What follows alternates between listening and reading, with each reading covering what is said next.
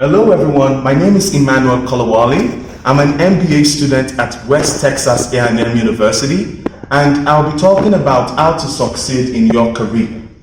I'm going to be looking at the book titled Give and Take by Adam Grant, and I'll be looking at the article titled Harnessing the Science of Persuasion by Robert B. Cialdini.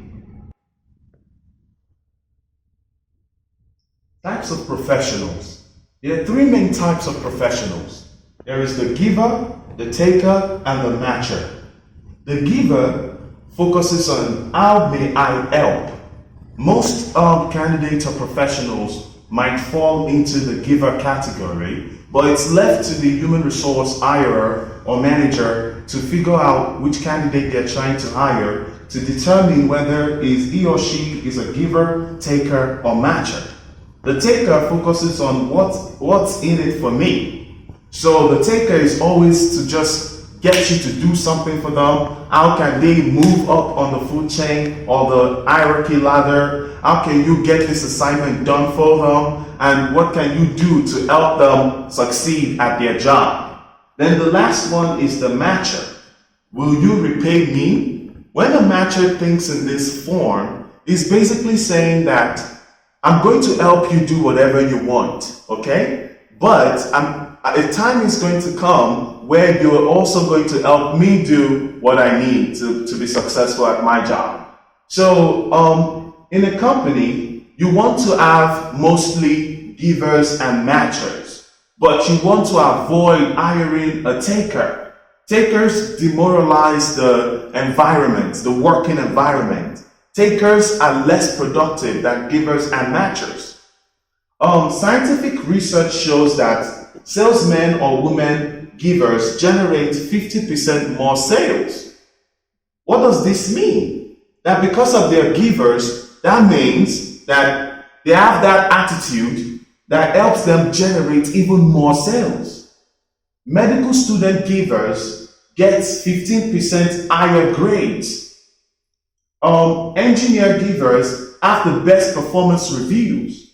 This means that being a giver, a professional giver, is more valuable than being a matcher or a taker. However, this same statistical research or scientific research also shows that givers are also at the bottom of the list. They are the least performers and they're the highest performers. So to be a giver is good, but matchers are even more consistent than givers. Successful versus unsuccessful givers.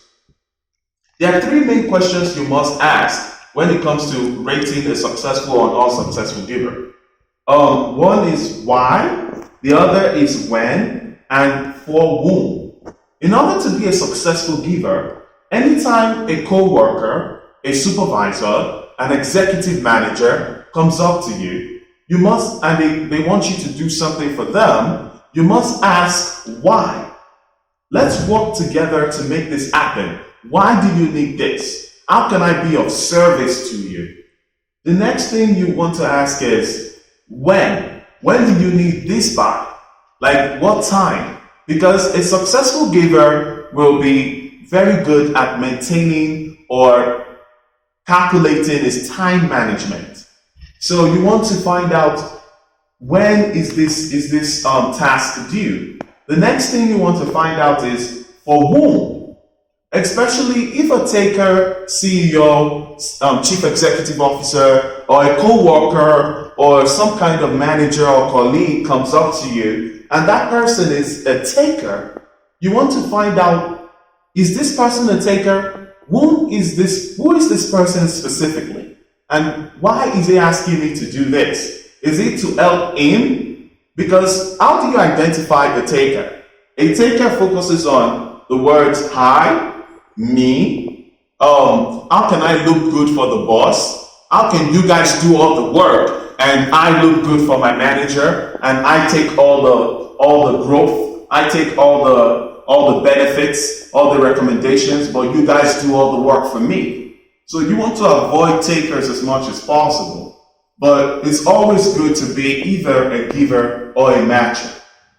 In the article by Robert Anderson, The Science of Persuasion, he mentioned the story of a vice president that uses manipulative strategies in order to get his department heads to be on the same playing field on a project with him. So he goes to them in their most busiest time of the day and pitch them an idea and gives them all the complicated data and information during that same specific time, in order to get them not to pay attention to the details, but just to give him an approval stamp that the idea is validated. So that's why it is not a good idea to use any of the unethical techniques. There are other techniques like bait and switch, hidden fine print, misrepresentation that people use in this day and age. Rather than using one of these unethical techniques, it is better to practice the 6 persuasion principles. The first principle is liking. People like those who like them. It is obvious your customers have to like you. It is obvious you have to create a teamwork environment with your co-workers. Reciprocity. People repay in kindness. So basically, the quality of work you do for your co-workers and your managers, expect them to give you that same quality in return. Social proof. People follow the lead of similar others. When you work with your customers, work with them on similarities. Connect with them based on similarities. When you get to your workplace, you realize that your co-workers form little cliques based on their similarities. Consistency. People align with their clear commitments. You must be consistent with the quality of work you present at work and with your customers. You must present a standard of quality no matter what, so that your customers can be committed to your company. Authority. People defer to experts. Don't be afraid to say you're an expert on a subject matter. Connect with your customers based on you being an expert on that subject, so that they can trust the input that you have in relations to that subject. Scarcity. People want more of what they can have less of. The law of supply and demand says the more there is a supply of a good, the less demand that good has. And the less supply of that good, the more the demand. So that's why you must understand these 6 principles rather than practicing unethical techniques. I hope this will help you in your numerous careers, and thank you for listening. Have a great day.